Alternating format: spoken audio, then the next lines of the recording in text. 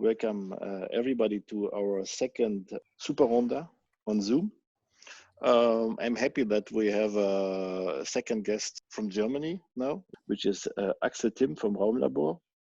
And we still want to tackle the topic of the reuse aesthetic and the question how we have to act as architects on that maybe changing methods of designing.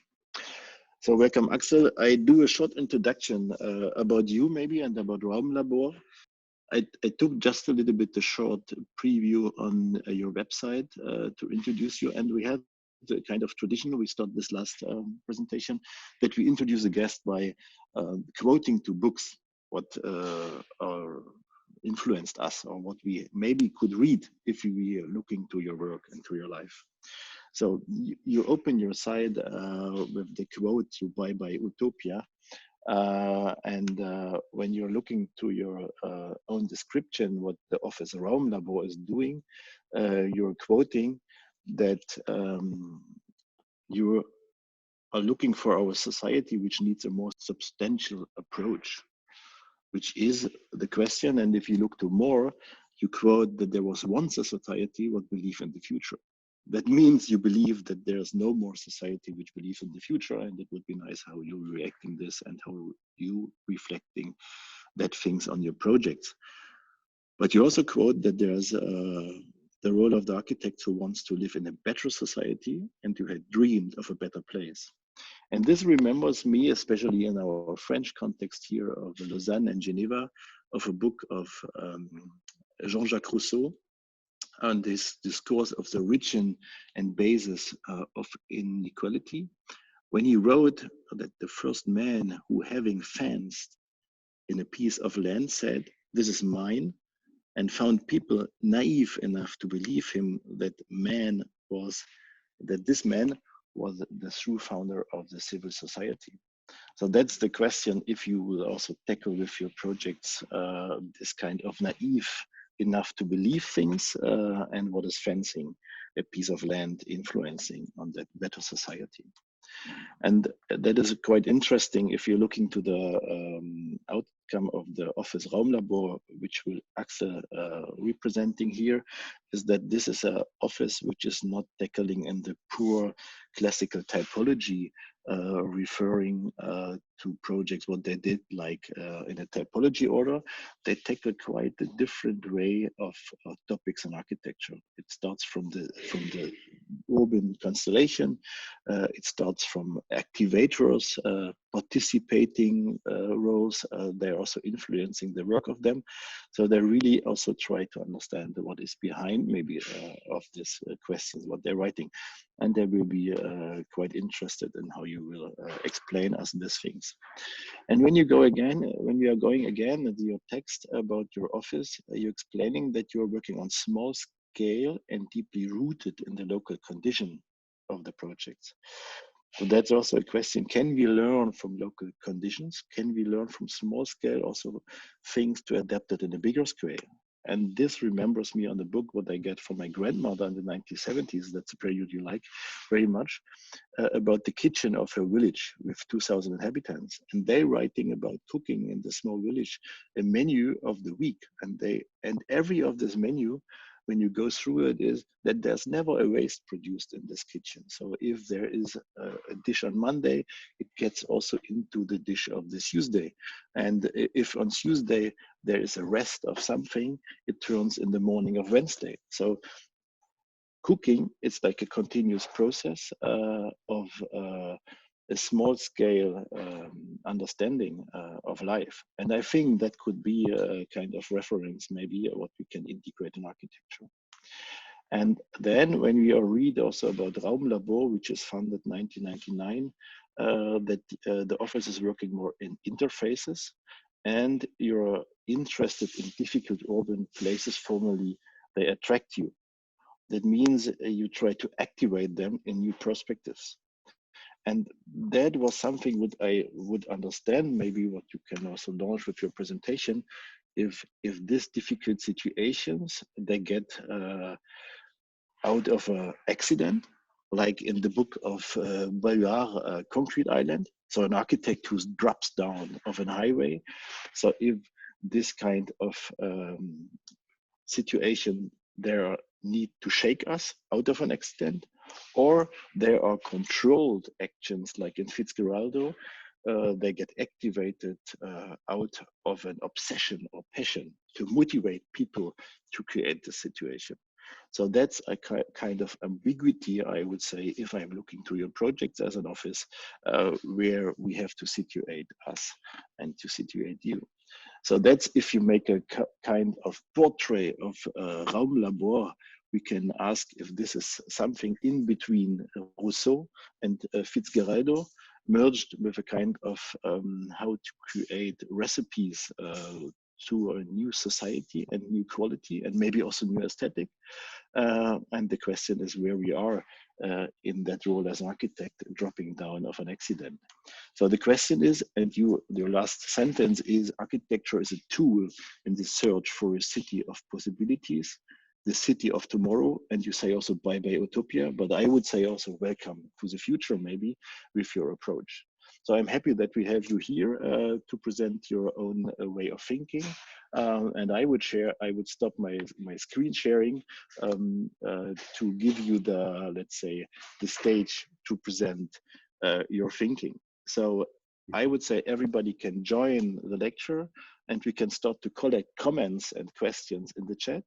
And after the presentation of Axel, we will have, I hope, a quite open discussion about the approach and the way of thinking of Raumlabor. So welcome, Axel. We're happy to have you here in this virtual reality, to bring us back to reality. Thank you very much for this very beautiful introduction. I will start right with one of our first projects, and this, I think, our first bigger projects, which was in 2003 in Halle Neustadt, which shows a lot of the approach that you were talking about.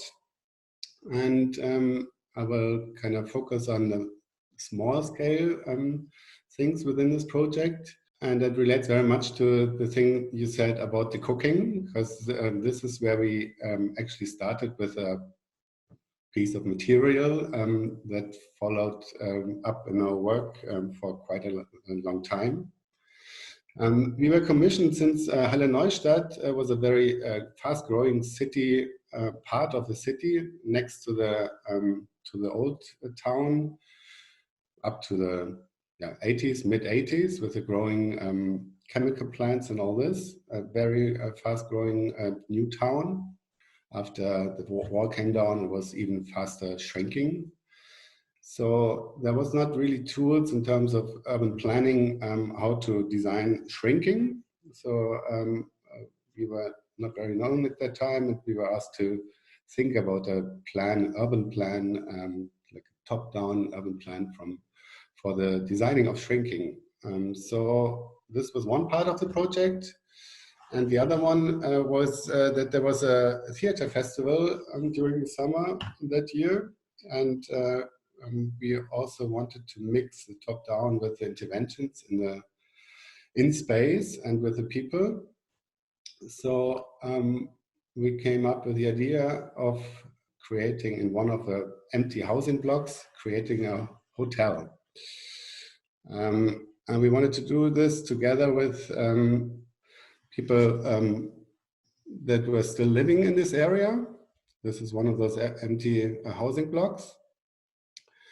And actually to find in that place, as Berliners coming, like we were then in the late 30s, coming to a place like this and to connect to teenagers, young people, to build something with them was not that easy. It took about 2 months to get connected, and it only happened via creating every Friday, I think it was, rap battles in a club in the new town, and thus we get connection and trust from the kids there, and then started to build up this project with them.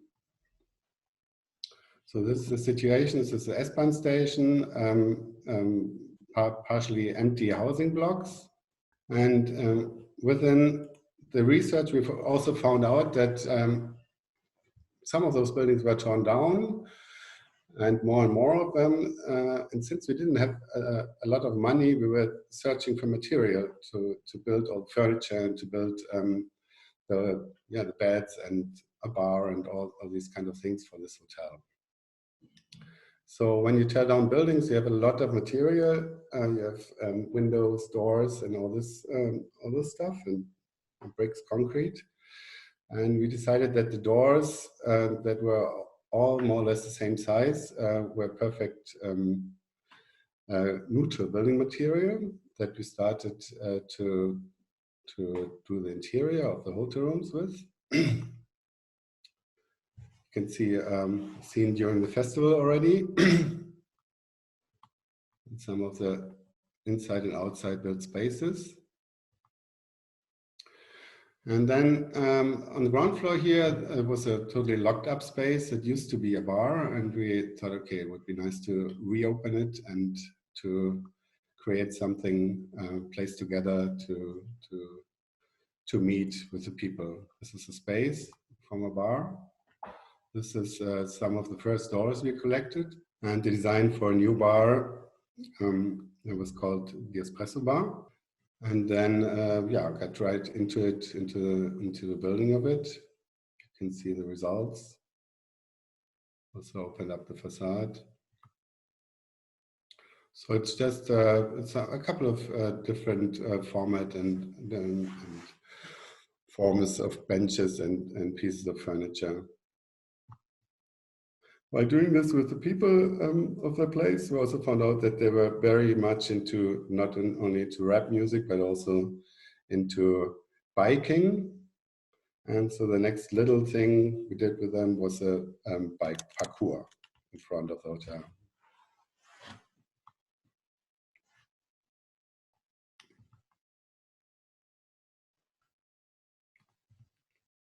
So these were the first very simple approaches. Some years later, we were, actually, I think it was our first exhibition we did of our work in 2008. We were invited by Kunstverein Heidelberg. And since this project in Halle, we had the connection to the Wohnbaugesellschaft. And they would always tell us when they would tear down a house, and we told them to collect the doors, or we could just move them with a truck and just pick them right from the buildings. So we also did for the design of the exhibition. This is the space of the Kunstverein in Heidelberg. And more or less all the spaces you can see inside here were built from doors of Heidelberg. So you had this kind of a labyrinthous hallway with a lot of doors. And then the spy holes through the doors. You can see the images or spaces behind. The projects we exhibited. Or then some of the doors you could open and then enter spaces where you can see there's huge drawings also on doors. Yeah, pedestry for model bench.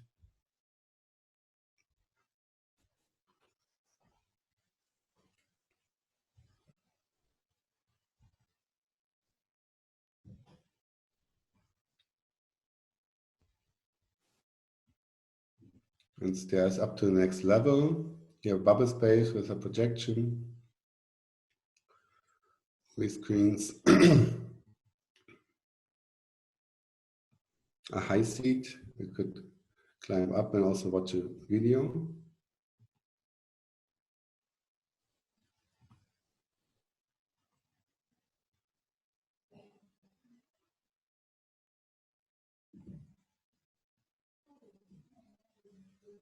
Pieces of furniture, very narrow, small spaces, also integrated pieces of architecture of other projects.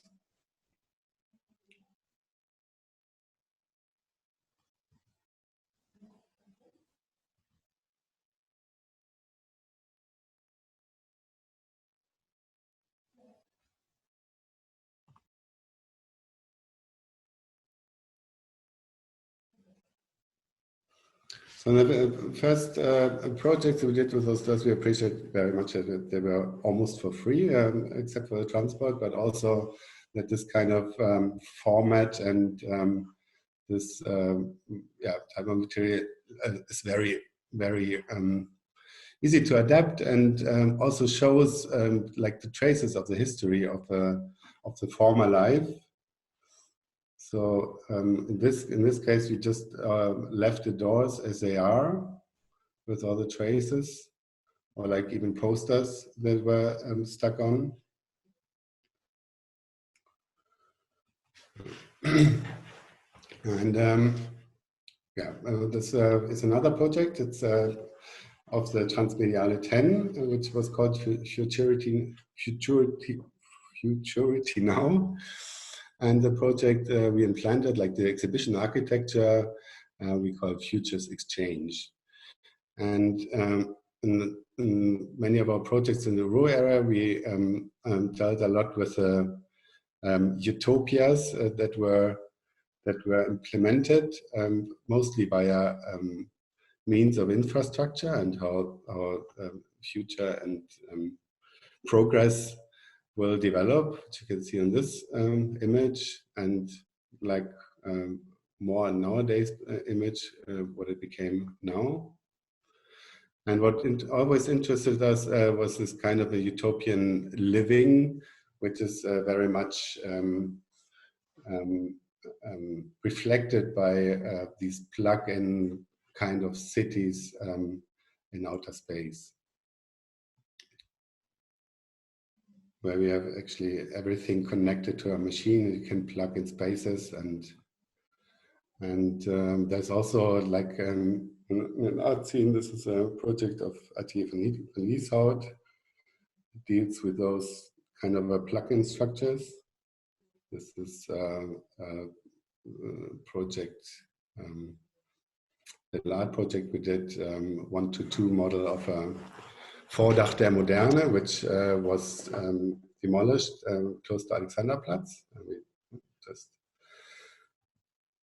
And from that idea of a plug-in, of a spatial kind of a city structure, we developed a spatial concept for the Transmediale, which was situated in Haus der Kultur und der Welt. On the left-hand side, you can see the main exhibition space, and here is the like hallway and conference space.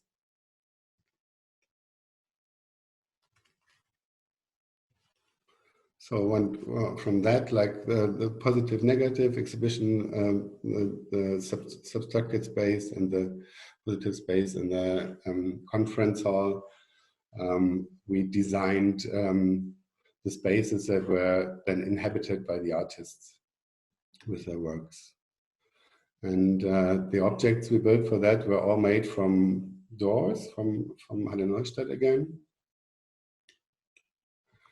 In this case, we all kind of homogenized them by painting them in gray, so they rather become a background for the art pieces.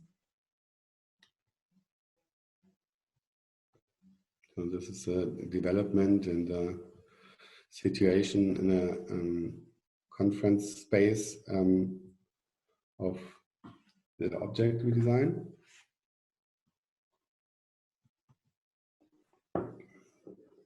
And that's what it looked like when built.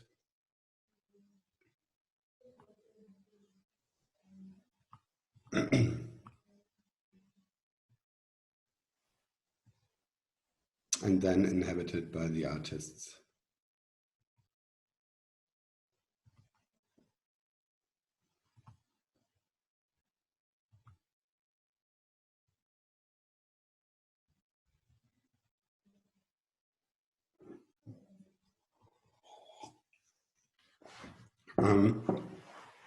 And a different approach with found or reuse of material was this project, which is called the House of Contamination. Invited for the exhibition architecture again for the Artissima in Torino.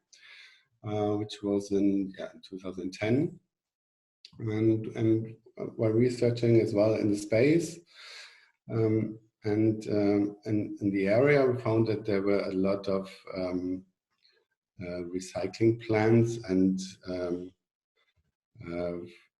like big storage spaces for all kinds of rubbish and thrown away material and objects and all these kind of things. Let's see these images, and also how they're like put into these big bricks, and how this is a really big business in this area. Spatial concept for the exhibition architecture was kind of connected to the to Cedric Price's Fun Palace. We have there's a big fair hall, and we implanted like this big wall of curtain, and then another wall, which are both movable and thus can create can divide or add spaces for the conferences taking space during the fair.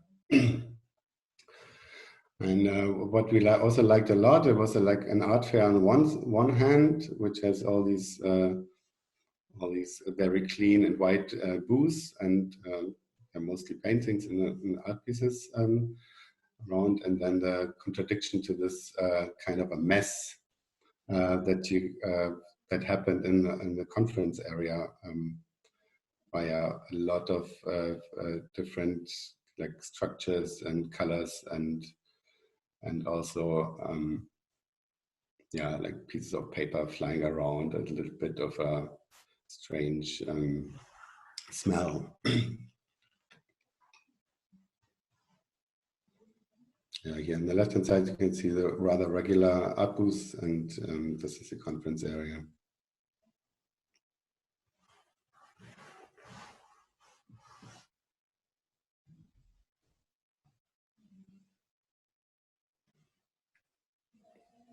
So all the like main bigger structures were built by these bricks of paper or of clothes or other recycled material, and used in the objects, and also partially scaffolding to furnish and to the needed functions and furniture for the spaces.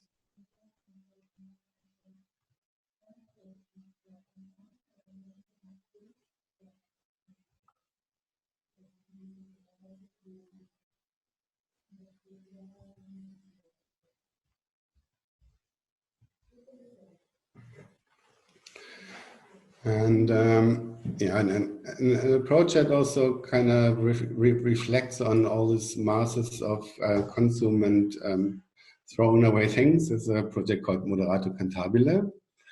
It was a festival center for Steirischer Herbst in Austria in 2008. And the concept derived from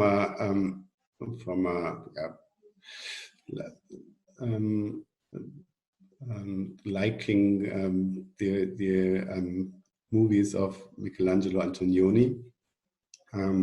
Namely, it was a Zabriskie Point and I think Love in 62. So there's an image from the Zabriskie Point. This, I don't know exactly how it was. I think an 8 minute slow-mo explosion in the end. And then from 1962, Love 1962, this very unique approach to like color, colorless color and moods, and deriving from that. So the concept, color concept of this festival center for Steirischer Herbst was that used like shades of gray for all the backgrounds, and then just tints of color in certain areas, and like a big object in front of a festival center, which was an explosion. And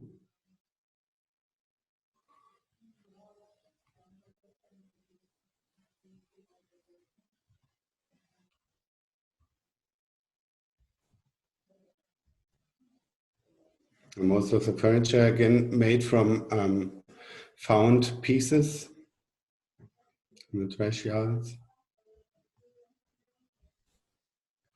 And some of them kind of redesigned, like the tables, or just collaged into other pieces of furniture.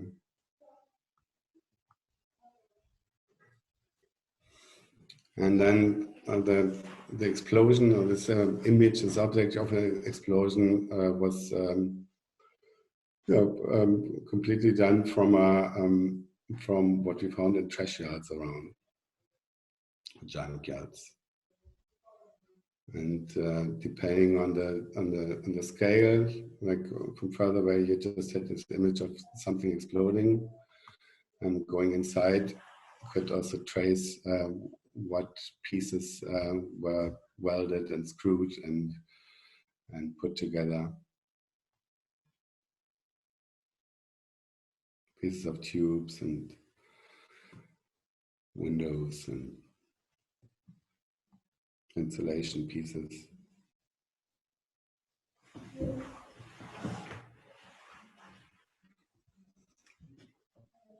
Now the collection of trash happened in Darmstadt in 2011. Was in a temporary installation in front of the Opera House called the Big Crunch. And actually the way it happened was just that we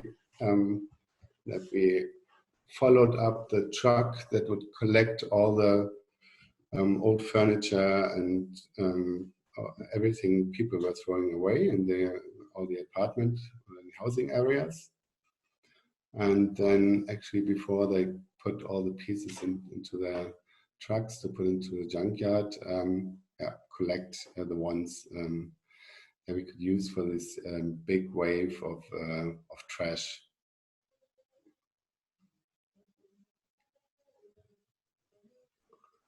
It was built on top of a scaffolding structure, and could also be you could also walk in, and all kinds of things happening.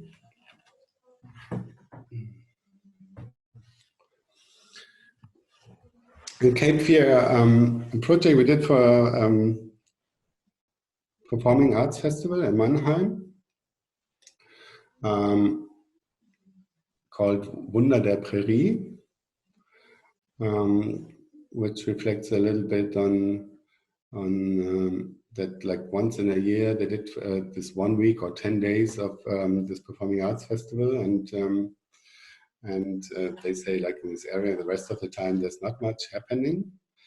So, and every year they had another topic, and then in that year the topic was fear, or overcoming fear. So we went there and researched on what are the what people fear in this area, and what are the other places that kind of reflect that. And actually found out, what you can see on this image, that no, it's a bit cut off in this image,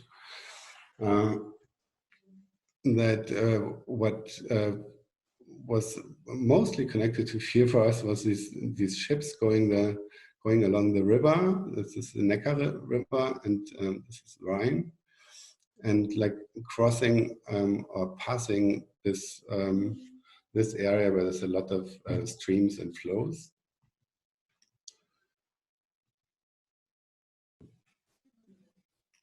So yeah, this Mannheim and Ludwigshafen. This is the Cape, what we call Cape Fear. Oh yeah, here you can see it. And this was a cooperation between the Kunstverein Mannheim and Kunstverein Ludwigshafen. So we came up, this is actually in this image, you can see the whole project. We said, okay, there's a big competition between Mannheim and Ludwigshafen. Ludwigshafen used to be a very rich city when the chemical plants were really big, and Mannheim nowadays is a huge shopping mall, and they hardly cooperate because it's another state, and so it's another city, another state, and there's not so much interference. So okay, it would be a nice idea to find the most brave and the most fearful Mannheim people, and collect their trash and build a submarine like ship from that, and bring it over the Neckar River, over the Cape Fear, to the other side of the Rhine, to Ludwigshafen as a present. So we wanted Mannheim people to participate, so we built up this little casting office, also again from doors, from Halle Neustadt partially. And then quite soon, so there's a very busy road where we set up our wharf, found quite a few people who helped us to build this submarine. So this is all material that we kind of either got from building sites around, people brought them. This is the route we wanted to take. And now I'm trying to show this movie. I hope it works a bit.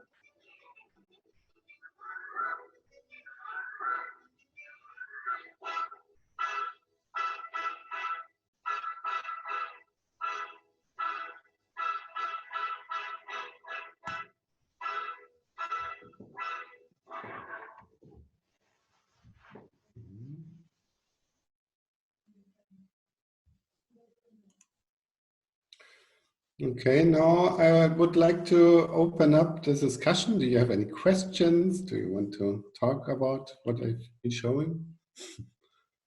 Yeah, thank you, Axel, for your presentation. Tiago will take care about the chat question, but I will start to open maybe also the chat questions. I would start with a little bit kind of provocation, let's say. on the beginning, because you check out the new society, but now you showed a lot of examples with selected trash composed in a kind of provocations, a little bit, I would say. You can imagine that there's a kind of future methodology, what you can read out of your projects, how to transmit this methodology into big scale developments, like, for instance, urban housing, what we need in cities, because I have the feeling a lot of these installations, they are much more conceptual than less designed on the end, but they're also very designed with the trash. So I would ask, so what could be the future methodology in big scale developments out of this? You see potential in that? The methodology in what? In big scale developments? Yeah. So it's a little bit, all these installations, they're a little bit made in this way that you're shaking the persons to get better recognize what is around them. So you want to emphasize them now, you want to bring them back in a better recognition of the things. So they're recognizing that there's trash and you can do something out of trash. But can we implement this kind of in a methodology to do, let's say, a 300 housing development or 2,000 housing development in urban scale? I would think, I mean, the last projects that were really related to trash. I mean, you can also say like the doors are also trash, but they are probably much more about reflection and what is there and in material and what, you know, how to deal with it and what to do with it. On the, like for instance, the first project in the Halle Neustadt, there was that had these two parts, like the planning of the city, which is not building housing, but the opposite, like the shrinking, how to deal with that, and on that matter also, like with the participatory actions and the interventionist work, how can people become part of it, or see this also as a quality, or can also, you know, you can take from there. You have space. You can inhabit like that.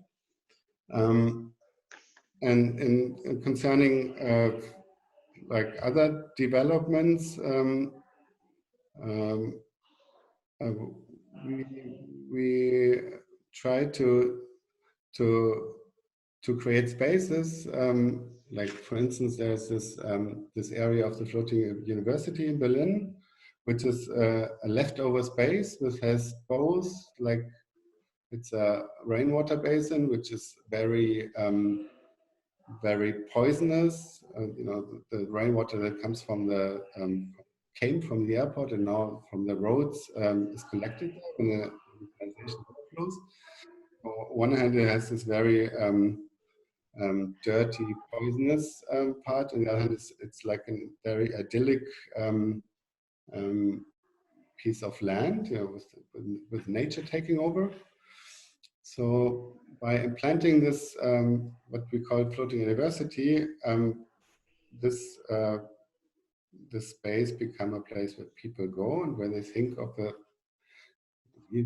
together and do projects there about the development of this area. So it's much about going there, sitting there, analyzing, and creating some kind of a community that is also taking part in the development.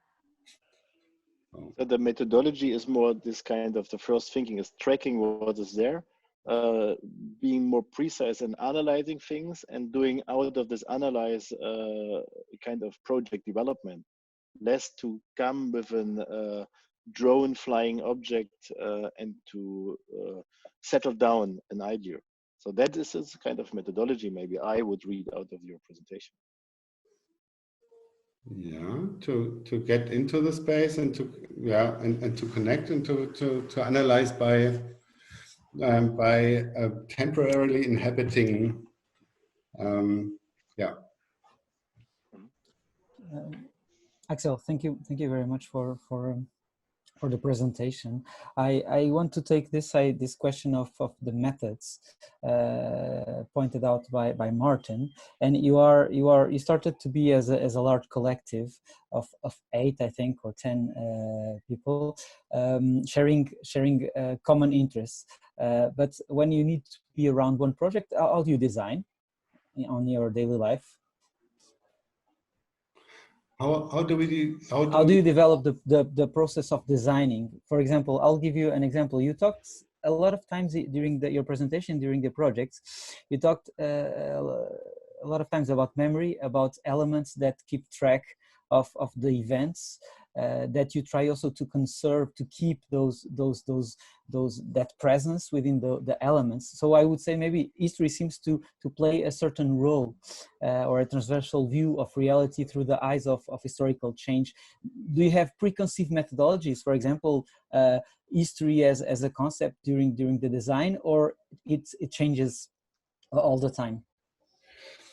It changes, whereas that's what I said, like this example with the kitchen, that you cook, and then the next day you have the rest of the day before, and then this happens a lot within our group, that we have whatever, like 2 or 3 people running one project, and then find out things or find material or a certain approach to material, and then it's like recooked and picked up sometime later, and also by other people in the team, and then they continue developing that. Does this answer your question? Yeah, there is also in the chat a comment/question that still tries to tackle this. Is that some of your projects, they are temporary architecture, they are kind of events, they are linked to temporary to festivals, they are activated, they are very strong in their concept, activating a space during a certain period of time. How do you tackle the question of legacy? So what that context gets after your project, it disappears? How do you tackle the question of legacy, the mark of your project? Well, there's some projects where you can say, I mean, if you take other temporary things like theater, there happens that you experience that you visit a theater piece and you have like 5 years after, you can still think about it if it was really good, and then there's actually the approach or the aim of what we're doing. Maybe I can give you an example. We were doing this what we call dynamic master plan for the after use of the airport of Tempelhof. Before it was open to the public, and so this was like a urban scale, urban plan, and a development plan for this area. And part of it was also to implant this, what we call these pioneer uses, and also with a concept, you can give like this plot away to these people with this concept, and you can try for a year or for 2, and you can steer the development, and you can create places and certain atmospheres and certain areas for different programming by doing that, and then take this into the more long-term plan. And this is very dependent on if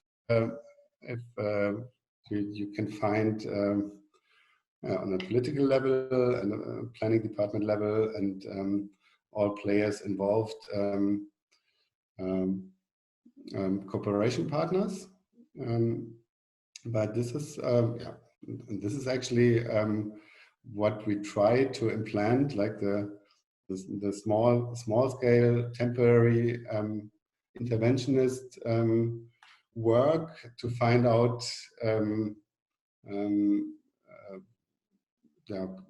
concepts and ways, directions to go on a longer term and a larger scale. And it works today after already 20 years of exploring that way. Do you find resilience? Do you find how do you evaluate your what are the biggest difficulties you find when you try to launch those collaborations? I would say the biggest difficulties are probably that like from the outside view, like quite a long time, it was more like a bad saying of what we did was like the event architects, which we disliked a lot, and we weren't like seen as the ones that also deal with with other skills and other topics. Now we have, for instance, this, like together with the other partners of the initiative, this host a statistic project, which is in this center of Berlin, which was like saved from being torn down by this initiative.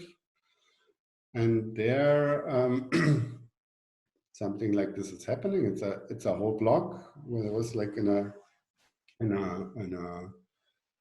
workshop conception urban design competition, which was then decided, and now this house is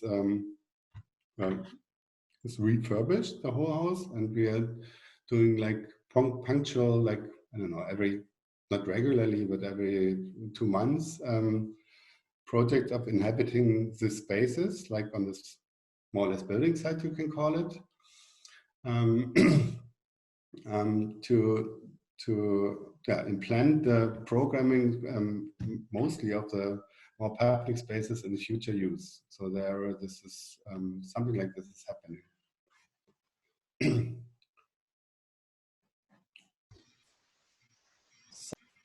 I'll pass the word to Vanessa. Vanessa, you have a question? Yes. So first, thanks for your presentation, Axel. I have a question because when we follow your work and we listen to what you say, there's kind of an ambiguous feeling that comes out of it, which is interesting, of course.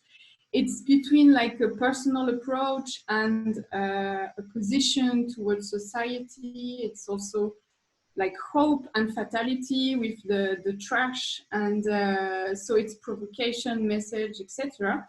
But it's poesy in a way. And what my question would be like, what if you could address a message to some young architects, because you were in the critics in the morning of our laboratory, what message would you address to these young architects to build the future? What would be a good advice for them? Should they rely on a vision, or is it more relying on the capacity of composing in a smart way good teams, or taking in a smart way also situations of projects? So it's a bit an open question, but it's also nice to see your response to this, because sometimes this attitude seems very personal, so it's hard to identify. And in a way, it addresses very large questions we all share. It's big question. I mean, this is also only a very small part of our work. It's kind of a little bit condensed. What is like from reuse aesthetics kind of a point of view. That's why I picked those. I think, and this also relates to the Bye-Bye Utopia, where you have these beautiful drawings of whatever, walking cities or the endless grid and all these things, and it's always it has always this kind of a notion, okay, we need these technical means and we need this progress, and then we can build this utopia, and this will be the utopian with society. And on the contrary, or to that, it's probably for me, and this would be the advice. It would be what is on one hand your what are your goals, and how you can achieve them, and if you go step by step, or if you start small scale, as it might be more satisfying than thinking big and not even getting into action like that. But it really depends. I mean, if you have the capability to I mean, large scale developments need very complex big teams, and we also find that in a hostile statistic project, which is like over 3 years only talking, and this is very uncommon to what we've done before, that we have, like, I don't know, for instance, 3 years of talking and discussing and negotiating and all this without really having created something materialized. But yeah, whatever approach, but I wouldn't think you shouldn't. Yeah, we always think should try to go in this direction, and I am not frustrated. For instance, that we are doing a lot of those also small scale things and interventions, and because like within those projects they have their quality, I think.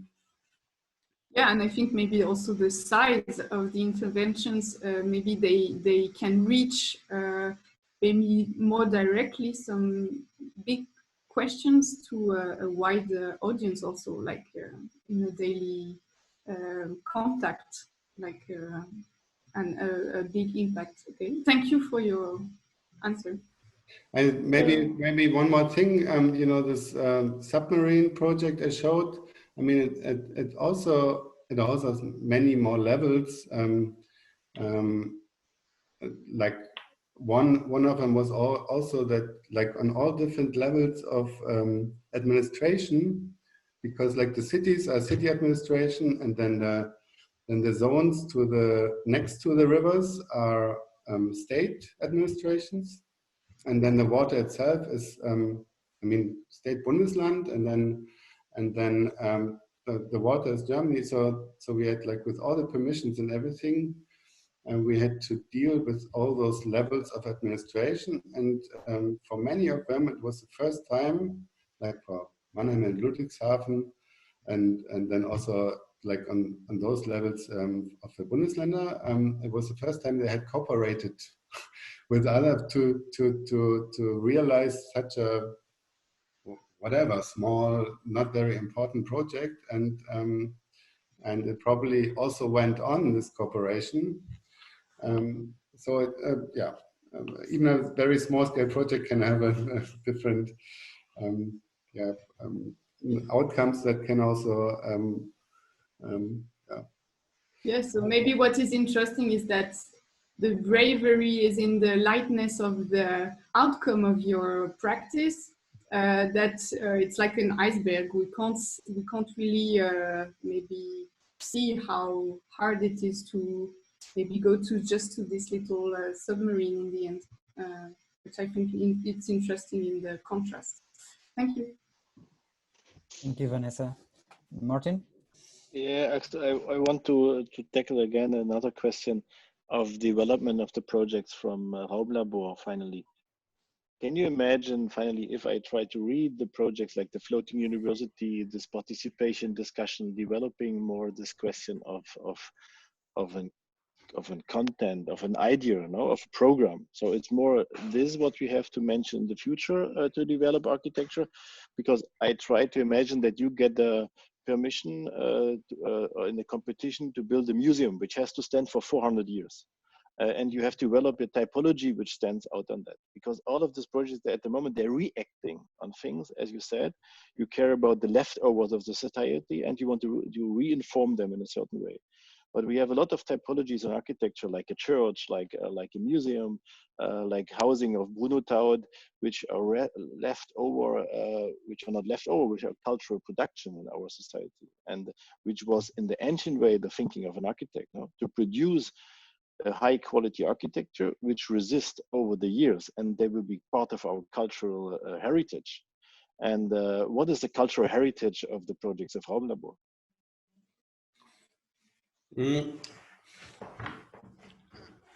What's the cultural heritage? The projects of Raumlabor. I mean, we are living, at least in Germany, in a society where there's more or less no growth anymore, you can say. In terms of like population and all this, and this is also probably why we've been doing a lot of projects like in Neustadt, but also like Oak Tree Opera in the Ruhr area. Actually, like in years from, let's say, 2005 to 2013, we were mostly commissioned for spaces in cities that that didn't work, and where you could say, okay, by building, you cannot find a solution, you know, but rather by finding new perspective on what is there, and with change of the perspective and change maybe of in some programming or of the connections in the society. This is much more what makes a city than to tear down houses and build new ones. But I'm not sure if this will be a cultural heritage. No, the architect as a reprogrammer, no, Tiago. Okay. Yeah, no, I think this is Axel. This is a very interesting point, and I was thinking about it, and it's that you say by building you cannot find a solution, and so you say that you prefer to change perspective, and this is a very clear statement. This is a very clear position for your work, and also what I think your explanation, your lecture tried to underline. But at the same time, I'm a little bit more not critical, but I would like to understand, because I don't think it's a comfort zone where you are working, but you also said that some projects, you go to a more high political level and you take years discussing those projects, and they seem not to advance, which is also critical. And so if I understand correctly, you prefer to work in a more local and more precise intervention, because it seems to be more immediate. This is a correct reading? Do you think that it's really a difficulty when you try to go up in a more political level, that it's very time consuming and you need more immediate responses in a local level?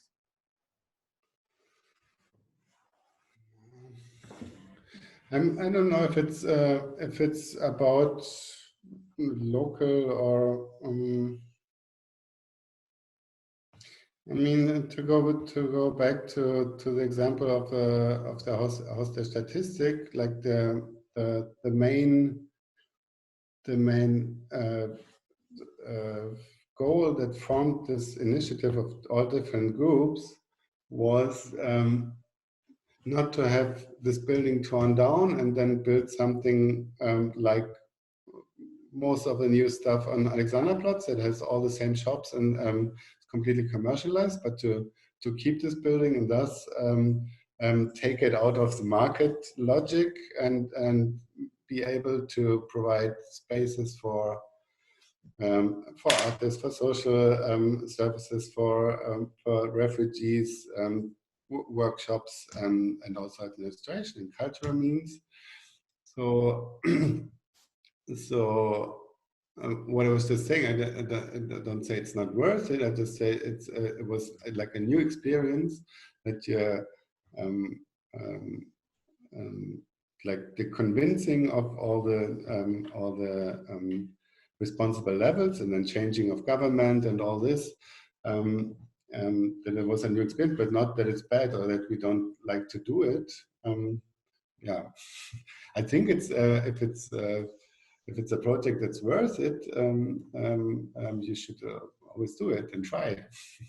Try as long as you. But this is also what we tried to do with Palace of the Republic, and when was it? 2004. Not to have this Palace of the Republic torn down, but show how it can be used and how this can be like in the center of the city, a place for the people, and also yeah, also a piece of history. Just wasn't successful. It was torn down, and now we have this beautiful castle.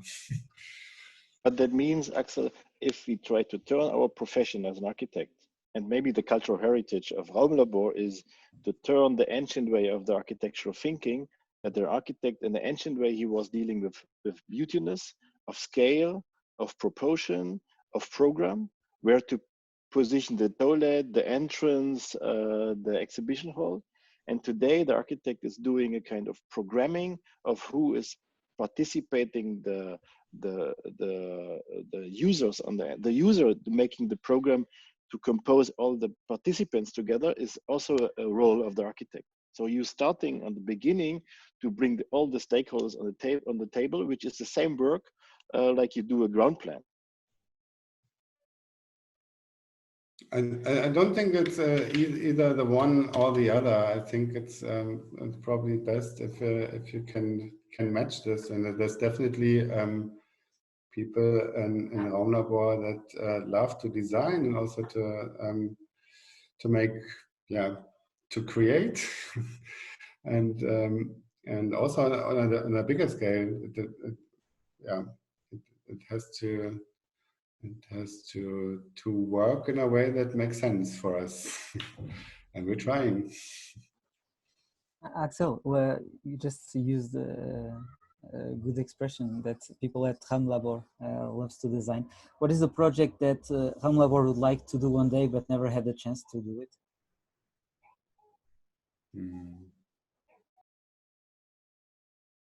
What Raumlabor would like to do and never had the chance to do it. I don't think I can answer this question in general for all of Raumlabor. We're not one person. I think there's all different goals, like in terms of, okay, I want to build this building.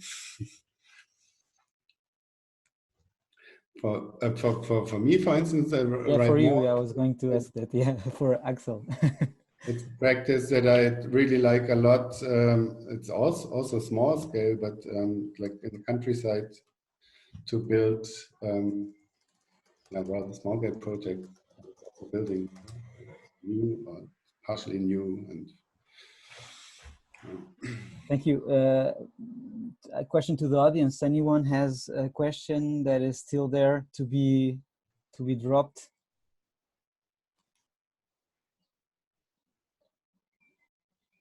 So Axel, I will pass. Thank you very much for this overview of the work of Raumlabor, for the 3 projects you showed, for the statements that we were able to underline and to discover. I will, of course, highlight this question of very local impact, and maybe which is a very contemporary thought nowadays. This question of degrowth or ungrowth, that by building you cannot find a solution. And maybe I would allow myself to drop you one last question. Do you think this current situation that we are living, and I'd like to escape this question, but I cannot. Do you think this moment that we are living today, that is affecting the way we look, the way we live? Do you think it will have an impact on the architect's work, or do you think we will not remember this moment in 5-10 years? You're talking about the situation while we're not meeting. This confinement, this virus situation that a little bit in a very short period of time was able to change globally our reaction. And I just recall I was reading a text by Bruno Latour, and he says, when everyone was saying that that was not possible to stop economy, to stop growing, and we were living in a capitalist society, Bruno Latour in a very recent text, he said, today we saw that it's possible just to hit the brakes. It's possible to shut down everything le jour au lendemain, as we say in French.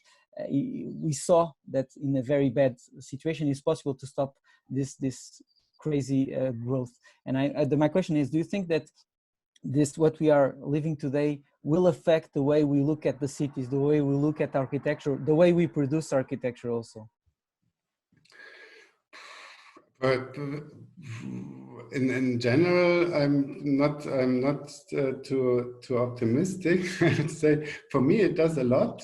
I think also the city, like I'm mostly around in Berlin these days. I think it has changed a lot, and it has changed like within the situation.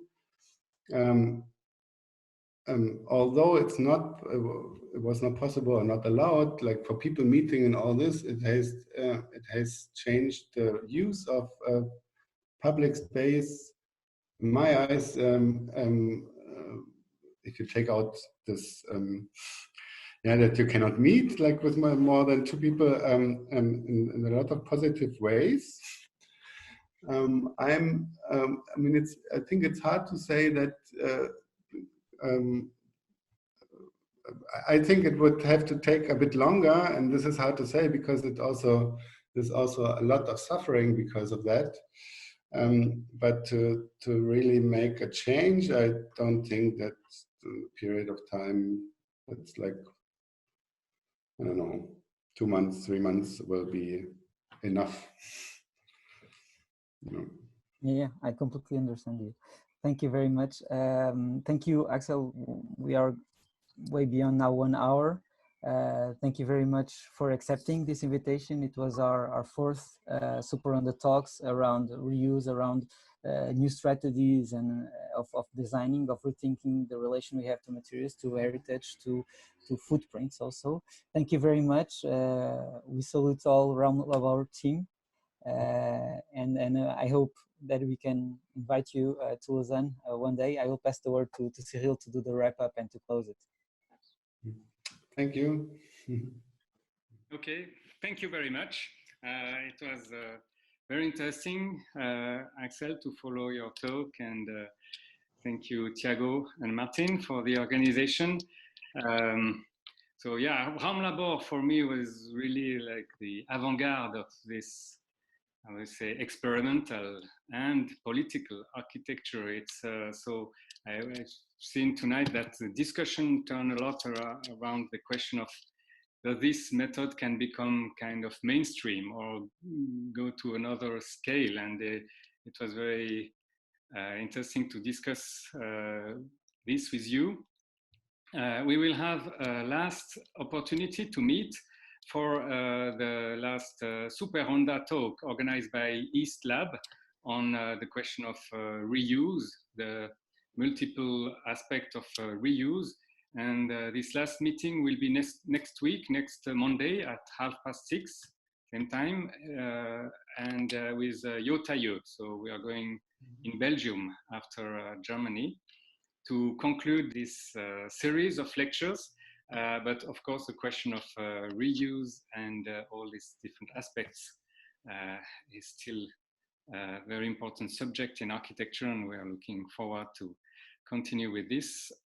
So before closing the Zoom, we have the tradition to open all the microphones, and people can put on their camera if they want, so we can clip clap to have some kind of presence. Okay, so the mic is on, and thank you very much.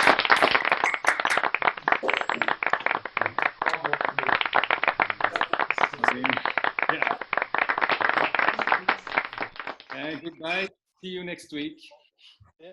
Thank you. Axel. Thank you. Bye-bye. Ciao, Axel. Thank you.